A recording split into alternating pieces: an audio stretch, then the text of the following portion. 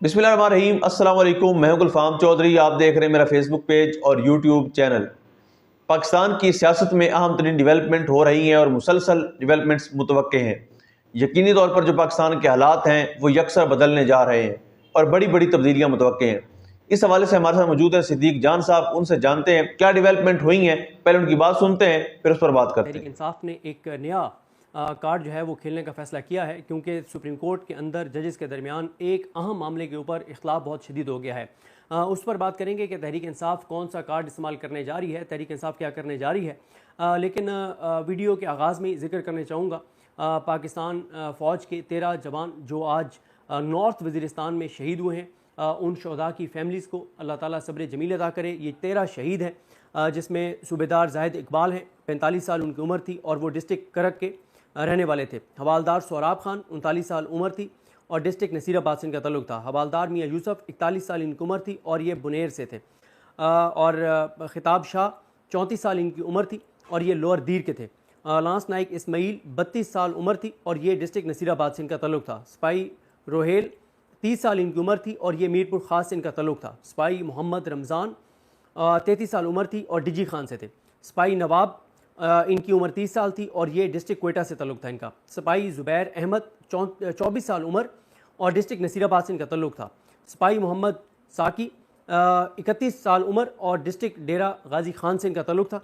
और इसी तरह से सिपाही हाशिम अब्बासी 20 साल इनकी उम्र थी और डिस्ट्रिक्ट एबटाबाद से इनका ताल्लुक था। सिपाही मुदस्सिर इजाज़ 25 साल इनकी उम्र थी और लिया से इनका ताल्लुक था। सिपाही मंजर अली 23 साल इनकी उम्र थी और ये डिस्ट्रिक्ट मर्दान से थे। और अल्लाह ताला इन शहदा के दर्जात बुलंद करे और ये इस मुल्क की खातिर, इस वतन की खातिर उन्होंने अपनी जानें कुर्बान की। अल्लाह ताला इन सब शहदा की फैमिलीज़ को सब्र जमील अता फरमाए। हमारी बहुत ज़्यादा इनकी फैमिलीज़ के लिए दुआएं हैं। अब आते हैं जो मौजू एक और है, supreme court of Pakistan. Supreme court of Pakistan ने कल एक ऐसा फ़ैसला दिया जो फ़ैसला पाकिस्तान को कमज़ोर कर देने वाला है, जो पाकिस्तान की बुनियादों को खोखला कर देने वाला है। वो फ़ैसला जो पाकिस्तान की तारीख़ के स्याह तरीन फ़ैसलों में से एक फ़ैसला है। ये वो फ़ैसला है कि जिस पे जब 10 से 15 साल बाद बात होगी तो हर पाकिस्तानी उस वक्त भी ये कहेगा कि पाकिस्तान को कमज़ोर करने के लिए जो कुछ किया गया उसमें मरकज़ी किरदार जिन 3-4 चीज़ों का था, उनमें से ये एक फ़ैसला था जिसने पाकिस्तान को कमज़ोर किया। जजेस ने 27वीं आईनी तरमीम के लिए अपनी मुद्दत मुलाजमत बढ़वाने के लिए 5 साल मजीद नौकरी करने के लिए, 5 साल मजीद तनख्वाहें लेने के लिए, 5 साल मजीद मराहत लेने के लिए, यानी डेट ऑफ रिटायरमेंट के बाद 5 साल मजीद अपनी नौकरी पक्की करने के लिए उन्होंने 25 करोड़ लोगों को जो नुकसान पहुंचाया है, जो पाकिस्तान को नुकसान पहुंचाया है, इसकी कीमत इनकी आने वाली नस्लें भी अदा करेंगी। और क्यों अदा करेंगी? क्योंकि पाकिस्तान के लोग ये कभी नहीं भूलेंगे कि वो कौन लोग थे जिन्होंने ऐसे फैसले दिए कि जिन फैसलों की वजह से पाकिस्तान को नुकसान हुआ, पाकिस्तान की बुनियादें खोखली हुई। और ये सिलसिला काजी फाइज जैसे घटिया, मकरूह, नीच, गलीज और खबीस इंसान से शुरू हुआ और अब ये सिलसिला जारी है। काजी के जानशीनों ने वो काजी का मिशन संभाल लिया है कि जिस तरह से काजी पाकिस्तान को ऐसे काम कर रहा था कि जिससे खुदा न खास्ता पाकिस्तान टूट जाए, लोगों का पाकिस्तान से एतमाद ख़त्म हो जाए। लेकिन पाकिस्तान के लोग पाकिस्तान से मोहब्बत करते हैं। ओवरसीज़ पाकिस्तानी जो शायद अब उनके बच्चों ने उन्हीं मुल्कों में रहना है जिन मुल्कों में वो जा चुके हैं, लेकिन आज भी वो 24 घंटे अगर सोचते हैं तो इस वतन के लिए सोचते हैं। हर पाकिस्तानी अपने वतन से प्यार करता है और इस तरह के फैसले लोगों की पाकिस्तान से जो मोहब्बत है उसको कम नहीं कर सकते। हाँ, लोगों की नफरत में इजाफा हुआ है, घुटन में इजाफा हुआ है, लोगों की नफरत में इजाफा हुआ है, लोगों की आंखों में खून है और हम बड़ी तेजी से उस तरफ बढ़ रहे हैं जहां पे कोई एक खुदा न खास्ता अगर चंगारी लगी तो चीजें पता नहीं किस तरफ चली जाएंगी। ऐसे फैसले हमारी अदालतें कर रही हैं। अब मसला क्या हुआ है? मसला ये हुआ है कि 13 रुकनी ये बेंच बनाया गया था। और बेंच कैसे बनाया गया था वो हामिद खान साहब ने बताया कि पहले कोर्ट पैकिंग की गई।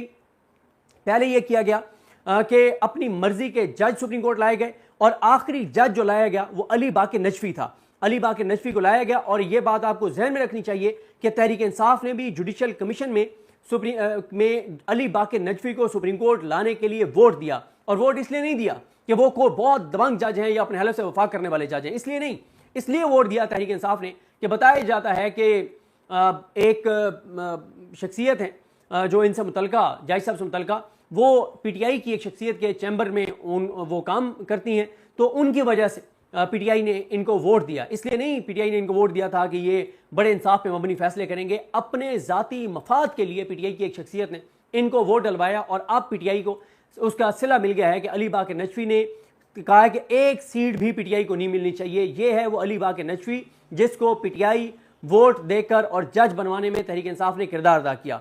अब आ जाए इस बात पर कि जब ये 13 रुकनी बेंच बना, जब अली बाकर नजफी सुप्रीम कोर्ट आ गए और ये केस फिर उसके बाद समाअत के लिए मुकर्रर किया गया 10 माह बाद, उसके बाद 13 रुकनी बेंच जब आकर बैठा तो 2 जजेस बेंच से अलग हो गए, जस्टिस अकील अब्बासी साहब और जस्टिस आयशा मलिक साहबा। अब जब 2 जजेस ने वो कहा कि उन्होंने दरखास्तें मुस्तरद कर दी और कहा कि हमारा वोट कंसीडर आपने नहीं करना, हम इस बेंच से अलग हो रहे हैं, और उनका वही पॉइंट ऑफ व्यू था कि ये उसी बेंच के सामने केस लगना चाहिए जो पहले 13 रुकनी बेंच था, उसमें से एक मकरू इंसान, घटिया गलीज नीच आदमी वो रिटायर हो गया है, तो अब बाकी 12 जज मौजूद हैं, एक जज और ऐड करें और रिव्यू कर लें।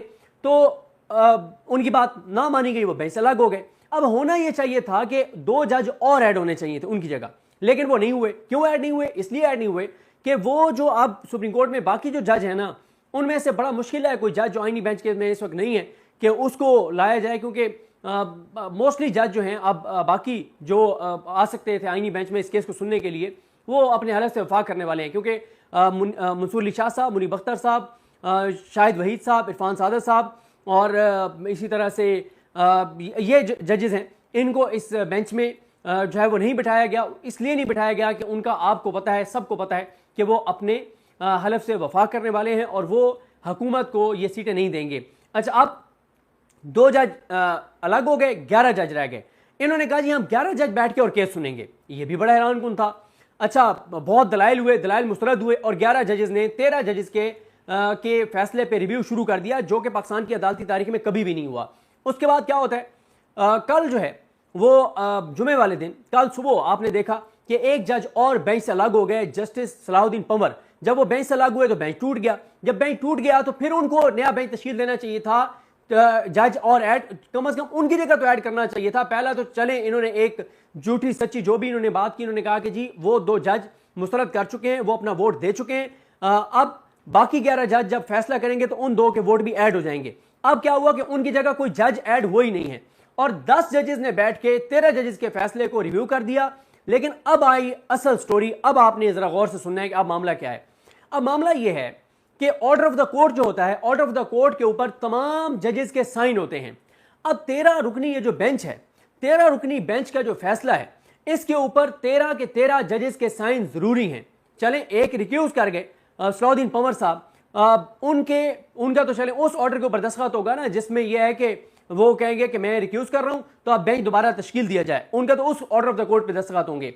लेकिन आयशा मलिक साहिबा और अकील अब्बासी, जी बिल्कुल, जिस तरह से आपने सिद्दीक जान साहब को सुना कि आइंदा आने वाला जो हफ्ता है, ये चंद दिन है, ये पाकिस्तान की सियासत में कितने अहम है और इसमें जो पाकिस्तान की सियासत है उसमें कितनी बड़ी तब्दीलियां मुतवक्के हैं। अल्लाह पाक वतन अजीज़ का हामी व नासिर हो। पाकिस्तान जिंदाबाद।